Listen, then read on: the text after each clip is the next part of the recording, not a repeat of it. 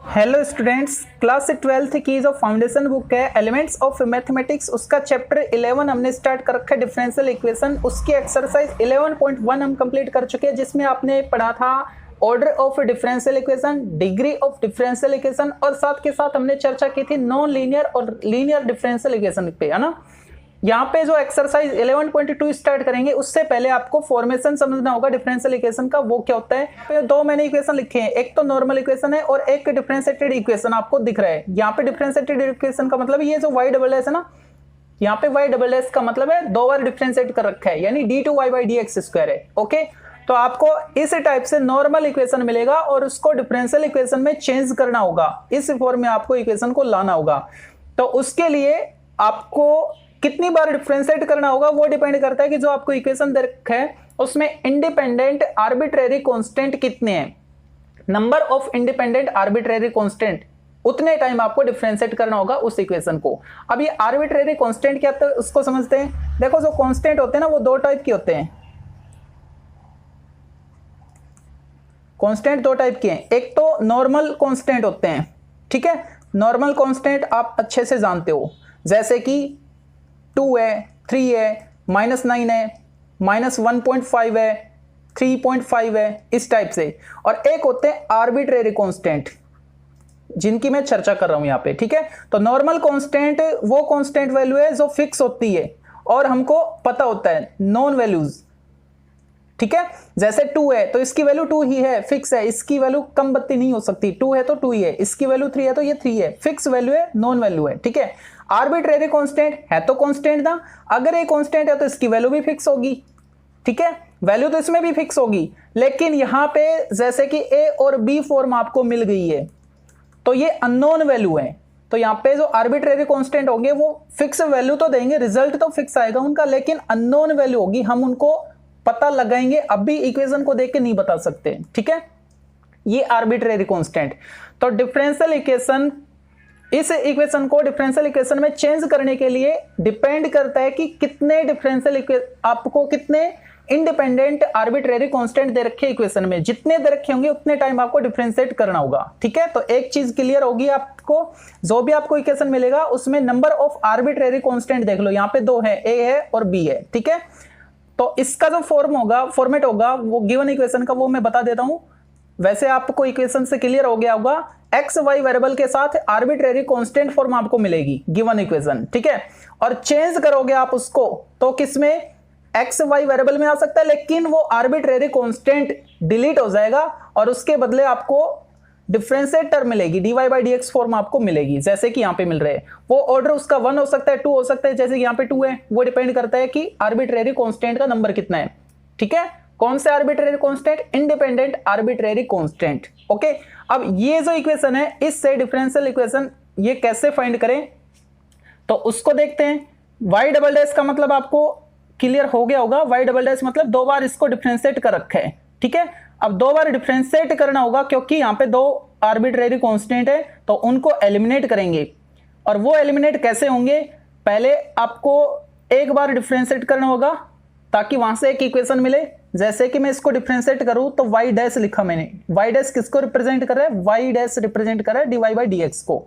Differentiate करो, a as it is, cos x plus b का क्या आएगा, minus sine x plus b.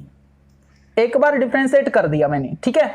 एक बार फिर से करो, यहां से तो अभी भी a और b एलिमिनेट नहीं हो रहे हैं, तो एक बार फिर से डिफरेंशिएट करो। y डबल डैश किसको रिप्रेजेंट करेगा, जो आपने इक्वेशन, ये फर्स्ट इक्वेशन मान लो इसको, एक बार डिफरेंशिएट किया, सेकंड इक्वेशन आया। अब सेकंड इक्वेशन को आप डिफरेंशिएट कर रहे हो ना, तो वहां से d2y/dx² मिला है, उसको मैंने y डैश लिखा है, माइनस इसका क्या आएगा, a cos x plus b, ठीक है। इस इक्वेशन में आप देख रहे होंगे यहाँ पे आर्बिट्रेरी कांस्टेंट एलिमिनेटेड है, यानी एक भी आर्बिट्रेरी कांस्टेंट नहीं है इसके साथ। यही तो डिफरेंशियल इक्वेशन की पहचान है, ठीक है।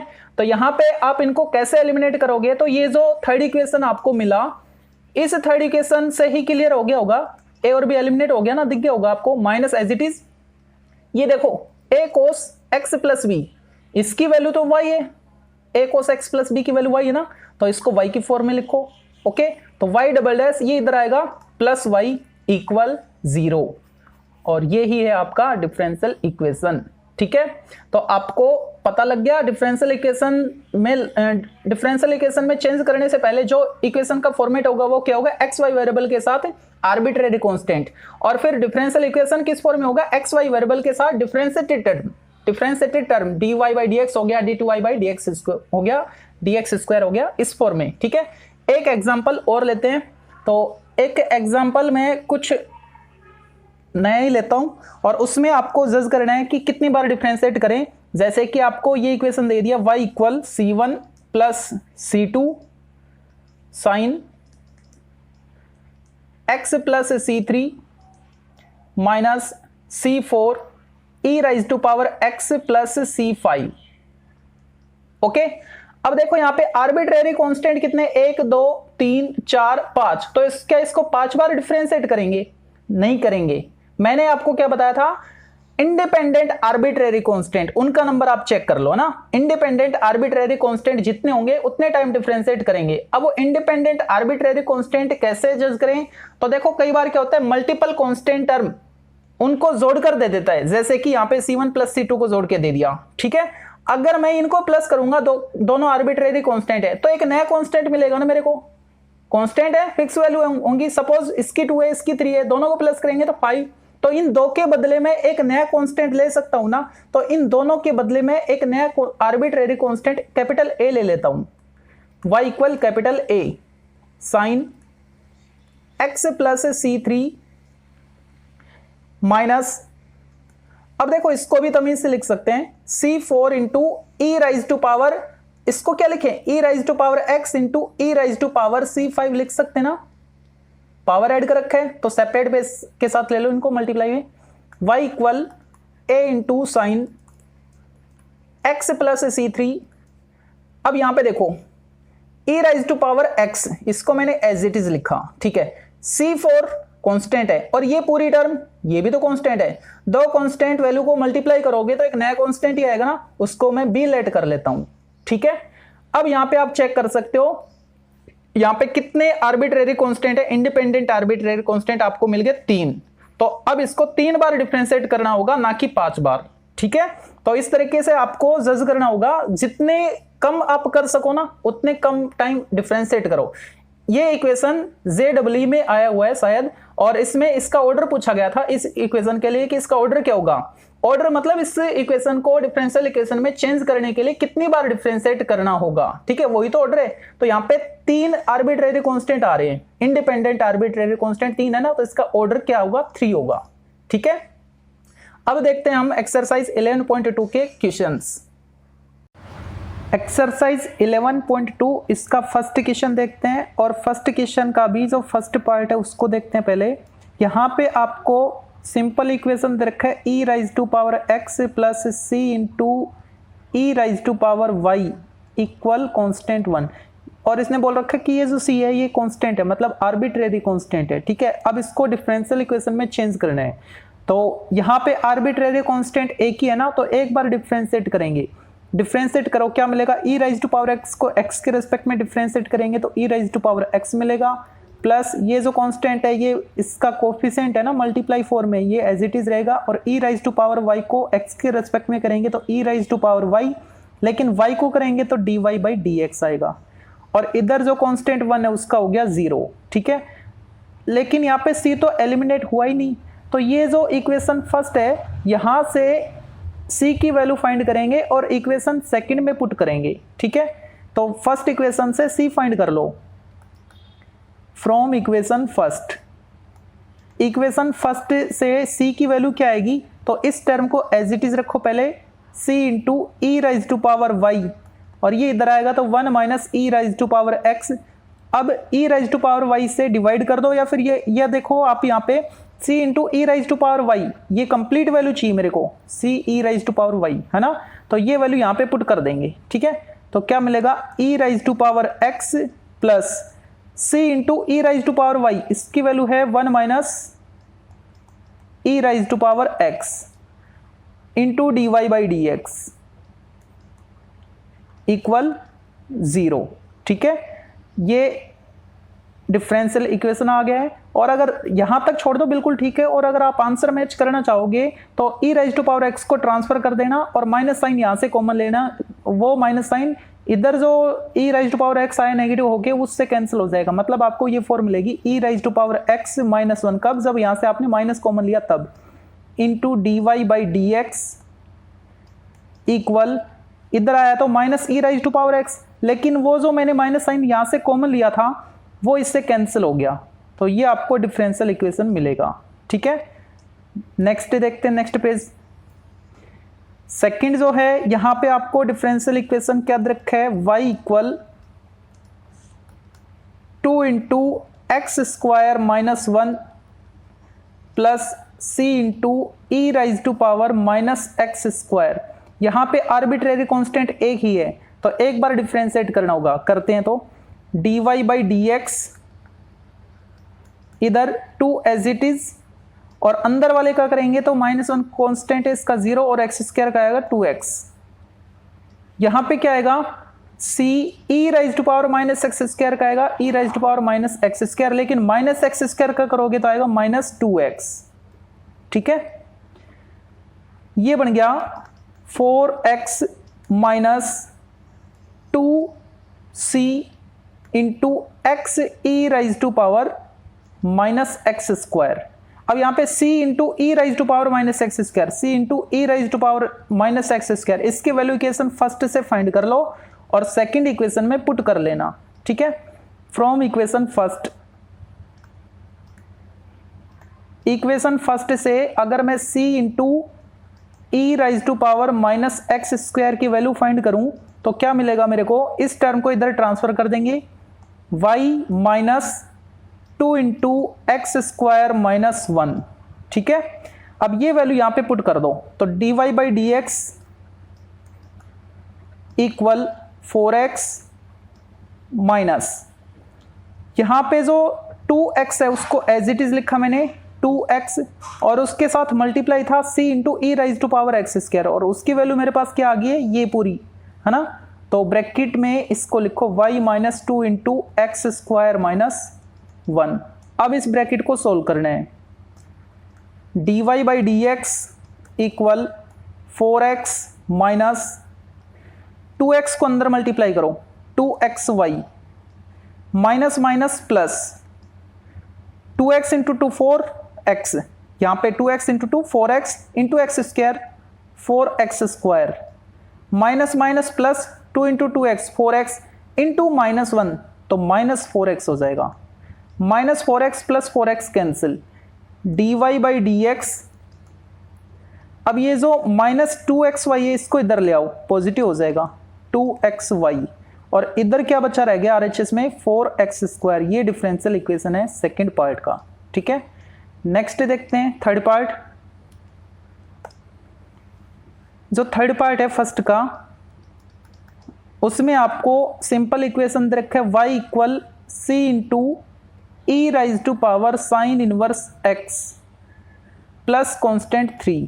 यहाँ पे आर्बिट्रेरी कॉन्स्टेंट एक ही है और वो क्या c है, तो एक बार डिफरेंशिएट करेंगे dy by d x equal c coefficient as it is रहेगा, और e राइज टू पावर, ये c है e नहीं है,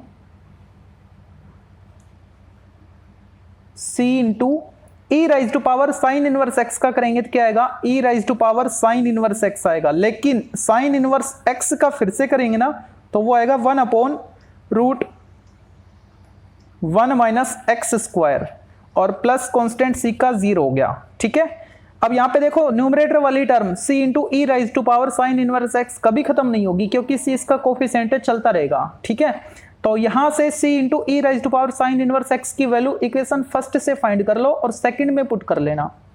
from equation first, equation first से जो c into e raise to power sine inverse x है उसको फाइंड करते हैं, तो वो क्या आएगा, ये 3 लेफ्ट साइड चला जाएगा यानी y माइनस 3। अब ये वैल्यू सेकंड में पुट कर दो, dy by d x equal, numerator में जो टर्म है उसकी वैल्यू मिल चुकी है मेरे को y माइनस 3, और डिनोमिनेटर में क्या रूट 1 माइनस एक्स स्क्वायर, या तो आप यहाँ पे छोड़ दो या फिर इसको ट्रांसफर कर दो, d y by d x के पास ले जाओ रूट वाले को, तो ये बन जाएगा root 1 minus x square into d y by d x equal y minus 3। ठीक है, चाहो तो आप इनको इधर ले आओ, कोई फायदा है नहीं, उससे सोल्व हो चुका है। थर्ड भी कंप्लीट हो गया। ऐसे ही फोर्थ को करने हैं, देखते हैं फोर्थ जो पार्ट है उसमें आपको सिंपल इक्वेशन दे रखा है 2x plus c whole square plus y square equal constant c square. यहाँ पे भी आर्बिट्रेरी कॉन्स्टेंट सी है। देखो अब इसको डिफ्रेंशिएट करोगे ना तो उससे कोई फायदा नहीं है, एक बार में सी खत्म नहीं होगा, तो उससे बेटर रहेगा कि आप इसका होल स्क्वायर एक्सपेंड कर लो ताकि ये सी स्क्वायर कैंसिल हो जाए। ठीक है, तो मैं इसका होल स्क्वायर एक्सपेंड कर रहा हूँ, a plus b whole square 4, मैं तो क्या लिखूँ a स्क्वायर मतलब 4x square plus b square c square plus 2ab यानी 4cx प्लस वाई स्क्वायर और इक्वल सी स्क्वायर। अब ये सी स्क्वायर से सी स्क्वायर कैंसिल हो जाएगा, जो बचा उसको लिख दो 4x square plus 4cx plus y square. Okay, हो सकता है सी की जरूरत पड़ जाए तो मैं इसी टर्म को ट्रांसफर कर देता हूं right side, 4x square plus y square equal minus 4cx। ये आ गया मेरे पास इक्वेशन फर्स्ट। अब इसको डिफरेंशिएट करते हैं तो क्या आएगा, यहाँ पे मिलेगा 8x और यहाँ पे मिलेगा 2y, लेकिन y को डिफरेंशिएट करोगे x के रेस्पेक्ट में तो dy बाई डी एक्स भी लिखोगे, और इधर क्या आएगा माइनस 4c। देखो अभी एलिमिनेट नहीं हुआ ना, c नहीं हटा अभी, लेकिन फर्स्ट इक्वेशन से माइनस 4c फाइंड कर लो from equation first. Equation first से जो माइनस 4c आएगा वो क्या आएगा, x से डिवाइड कर दो, डिवाइड करेंगे तो क्या मिलेगा 4x plus y square upon x. ठीक है, ये वैल्यू यहाँ पे पुट कर दो तो आपको मिलेगा 8x plus 2y into d y by d x equal minus 4c। उसकी वैल्यू आपके पास आ चुकी है 4x plus y square upon x. अब ये 4x इधर आएगा तो यहाँ पे ओनली 4x बचेगा, 4x plus 2y into d y by d x equal y square upon x. या तो आप यहाँ पे छोड़ दो या फिर x ये जो अपॉन में है ना इसको इधर ले जाओ तो ये दोनों टर्म से मल्टीप्लाई हो जाएगा, तो क्या मिलेगा आपको 4x square plus 2xy d y by d x equal y square. ठीक है, ये जो इक्वेशन आया ये डिफरेंशियल इक्वेशन आपको मिल गया है। ठीक है, अच्छा अब ये फोर्थ भी कंप्लीट हो गया है। अब करते हैं नेक्स्ट फिफ्थ पार्ट, जो कि फर्स्ट क्वेश्चन का लास्ट पार्ट है। फिफ्थ पार्ट में जो आपको इक्वेशन दे रखा है वो है x y equal c into cos x. एक बार डिफ्रेंशिएट करेंगे, ये तो u इंटू वी फॉर्म में है ना, प्रोडक्ट रूल अप्लाई करो, x as it is, y को डिफ्रेंशिएट करते हैं dy बाई डी एक्स आएगा प्लस अब की बार y as it is, x को x के रेस्पेक्ट में डिफ्रेंशिएट करोगे 1 आएगा, मल्टीप्लाई 1 लिखोगे तो y मिलेगा, c constant as it is, coefficient इसका और cos x का आएगा माइनस साइन x। ओके, अब c यहाँ पे भी बचा हुआ है, एलिमिनेट नहीं हुआ, तो फर्स्ट इक्वेशन से c फाइंड कर लो फ्रॉम इक्वेशन फर्स्ट इक्वेशन से c क्या मिलेगा, x y upon cos x. अब ये वैल्यू इक्वेशन सेकंड में पुट कर दो, ये आप लिखते रहना ना, putting this value in equation second या पुटिंग c इक्वल ये जो भी है इन इक्वेशन, जिसमें भी पुट करना होता है सेकंड में करेंगे, फर्स्ट से फाइंड किया है, करते हैं तो क्या मिलेगा x d y by d x plus y equal minus c into sine x, यानी इसको साइन एक्स से मल्टीप्लाई करना है, तो इसको साइन एक्स से करेंगे तो sine x upon cos x tan x, यानी x y tan x minus x y tan x. चाहो तो आप इसको इधर ले आओ, पॉजिटिव हो जाएगा, यानी x d y by d x plus y इधर आएगा तो प्लस हो गया x y tan x equal 0। Okay, ये तो जब एक आर्बिट्रेरी कांस्टेंट था तो उस केस में हमने कुछ पार्ट्स किए थे। अब सेकंड इक्वेशन देखते हैं जिसमें दो आर्बिट्रेरी कांस्टेंट है।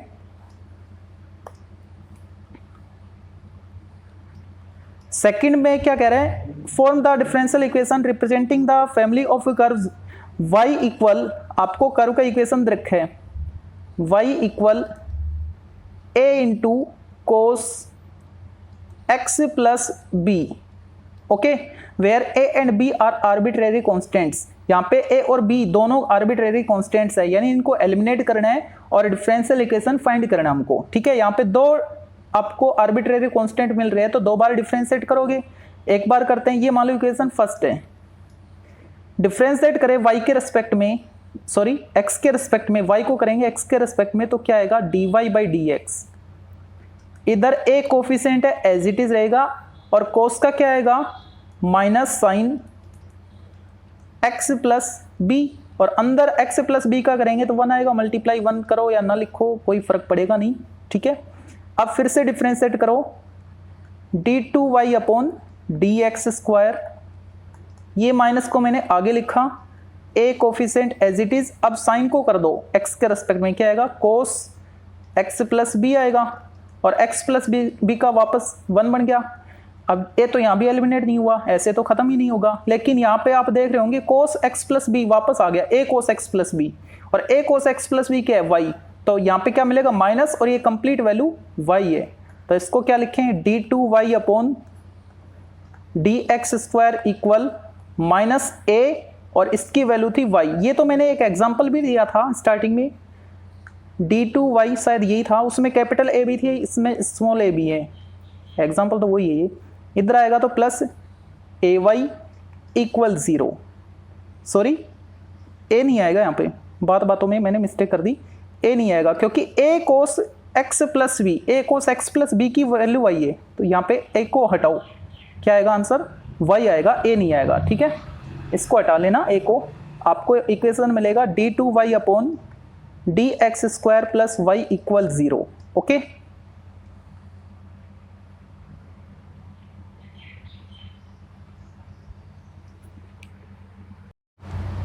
अब देखते हैं क्वेश्चन नंबर 3 का first part, form the differential equation corresponding to y square equal m times of a square minus x square by eliminating m and a। मतलब यहाँ पे m और a ये दोनों आर्बिट्रेरी कांस्टेंट है, तो दो आर्बिट्रेरी कांस्टेंट है तो दो बार डिफरेंशिएट करेंगे ना इस इक्वेशन को, तो पहले एक बार करते हैं। यहाँ पे क्या मिलेगा 2y, और y का करेंगे तो dy बाई dx, इधर m कोफिशिएंट है एज इट इज रहेगा, इसका 0 इसका आएगा माइनस 2x, तो फाइनली आपको आंसर क्या मिला इसका माइनस 2mx, ओके, ठीक है। ये 2 से 2 कैंसिल भी हो रहा है ना, करो cancel, y dy by dx equal minus 2 cancel हो गया mx, ठीक है। इसको मान लेते हैं इक्वेशन फर्स्ट। अब इसको फिर से डिफरेंशिएट करते हैं, तो y को डिफरेंशिएट करेंगे x के रिस्पेक्ट में, तो क्या आएगा dy by dx, u into v rule है ना, इसको मैंने डिफरेंशिएट किया, इसको एज इट इज लिखो, फिर एज इट इज लिखोगे तो इसका होल स्क्वायर ही हो जाएगा, प्लस अब dy बाई dx को डिफरेंशिएट कर दो, d2y बाई dx स्क्वायर, और y को मैंने एज इट इज लिखा, यहाँ पे मैंने y लिख दिया, इधर माइनस m, ओके, x का तो 1 हो गया, ठीक है। अब ये जो माइनस m है ये क्या आएगा, इक्वेशन फर्स्ट से फाइंड कर लो और सेकंड इक्वेशन में माइनस m की वैल्यू पुट कर लेंगे from equation first. Equation first से जो माइनस m है उसको फाइंड कर रहा हूं मैं, माइनस m क्या आएगा x से डिवाइड कर दो, यानी y upon x dy by dx। अब ये वैल्यू इक्वेशन सेकंड में पुट करनी है, तो ये मिलेगा आपको dy by dx whole square plus y times d2y upon dx square equal minus m, यानी y upon x dy by dx, ठीक है। या तो आप यहाँ पे छोड़ दो या फिर ये जो y है ना इसको इधर मल्टीप्लाई कर दो, तो ये आपको इक्वेशन देगा x into dy by dx whole square plus x into y, x y d2y upon dx² equal x तो इधर चला गया, क्या बचा y into dy by dx। चाहो तो आप इसको इधर ला सकते हो, तो ये माइनस हो जाएगा, इक्वल 0 हो जाएगा। ठीक है, तो ये आपको डिफरेंशियल इक्वेशन फाइनली मिलेगा। अब इसका जो सेकंड पार्ट है वो भी कुछ ऐसा ही है, तो सेकंड पार्ट देखते हैं। अब सेकंड पार्ट में आपको इक्वेशन दे रखा है, थर्ड का जो सेकंड है उसको देखो। इक्वेशन क्या है आपके पास, y² equal a times of b minus x into b plus x. अब ये b minus x into b plus x ये तो खुद एक आइडेंटिटी बन गया, b² माइनस x²। ओके, अब इसको डिफ्रेंशिएट कर दो, कितनी बार, 2 बार करेंगे क्योंकि यहाँ पे 2 आर्बिट्रेरी कॉन्स्टेंट्स हैं। तो एक बार करूंगा तो क्या मिलेगा, 2y into d y by d x equal a as it is रहेगा, और अंदर आपको क्या मिलेगा, इसका 0 और इसका आएगा -2x। ओके, यानी -2ax मिल गया आपको, 2 कैंसिल भी हो रहा है, तो y into d y by d x आपको क्या मिलेगा, -ax, इक्वेशन फर्स्ट। अब इसको फिर से डिफ्रेंशिएट करो, तो y को एज इट इज लिखा मैंने, और इसको डिफ्रेंशिएट करेंगे तो आएगा d2y अपॉन dx² प्लस, अब dy बाई dx को एज इट इज लिखा, और y को x के रेस्पेक्ट में डिफ्रेंशिएट करेंगे तो dy बाई dx, तो वो होल स्क्वायर हो जाएगा, और इधर क्या, ओनली -a। अब -a की वैल्यू इक्वेशन फर्स्ट से फाइंड कर लो और इक्वेशन सेकंड में पुट कर देंगे। ठीक है, from equation first, equation first से जो -a है वो क्या मिलेगा, x से डिवाइड कर दो, यानी y upon x dy by dx। अब ये -a की वैल्यू यहाँ पे इक्वेशन सेकंड के RHS में पुट कर दो। ठीक है, इक्वेशन थर्ड लेट कर लो इसको, from equation second and third, from equations second and third, तो आपको मिलेगा y into d2y upon dx² plus dy by dx whole square equal -a, यानी y upon x dy by dx। अब ये जो x से डिवाइड में है ना, इसको इधर ट्रांसफर कर दो, मतलब कंप्लीट इक्वेशन को x से मल्टीप्लाई कर दो, तो आपको मिलेगा xy d2y upon dx² plus x times dy by dx whole square equal y dy by dx। Okay, next देखते हैं फोर्थ। जो फोर्थ क्वेश्चन है उसमें आपको इक्वेशन दे रखे है, वो इक्वेशन मैं लिखता हूं, और इसने तो आंसर भी आपको दे दिया, प्रूव करवा रहा है ना। ये कह रहा है कि इस इक्वेशन का डिफरेंशियल इक्वेशन ये होना चाहिए, y into y double dash वाला। ठीक है, तो इक्वेशन क्या दे रखा आपको, y² equal 4a into x minus b. यहाँ पे भी 2 आर्बिट्रेरी कांस्टेंट है, a और b, तो 2 बार डिफरेंशिएट करेंगे। यहाँ पे y डबल डैश का मतलब है 2 बार डिफरेंशिएट कर रखे, यानी d2y अपॉन dx², और y डैश का मतलब है dy बाई dx। ठीक है, तो मैं इसको डिफरेंशिएट करता हूँ एक बार, तो क्या मिलेगा, 2y into dy by dx equal 4a as it is, -b constant 0 और x का हो गया 1। ओके, 2 कैंसिल हो रहा है तो कैंसिल कर दो, तो आपको क्या मिलेगा, y into d y by d x equal 2a, equation first. ठीक है, अब इसको फिर से डिफ्रेंशिएट करो, तो y को एज इट इज लिखा मैंने, और dy बाई dx को x के रेस्पेक्ट में डिफ्रेंशिएट करेंगे तो क्या आएगा, d2y upon dx²। Okay, product rule में अप्लाई कर रहा हूं, इस y को एज इट इज लिखा, इसको डिफ्रेंशिएट किया, प्लस अब रिवर्स ऑर्डर, यानी dy by dx as it is रहेगा, और y को x के रेस्पेक्ट में डिफ्रेंशिएट करेंगे तो क्या आएगा, dy बाई dx, तो वो होल स्क्वायर हो जाएगा, और इधर क्या, कांस्टेंट 0। ठीक है, यही तो हमको प्रूव करना था।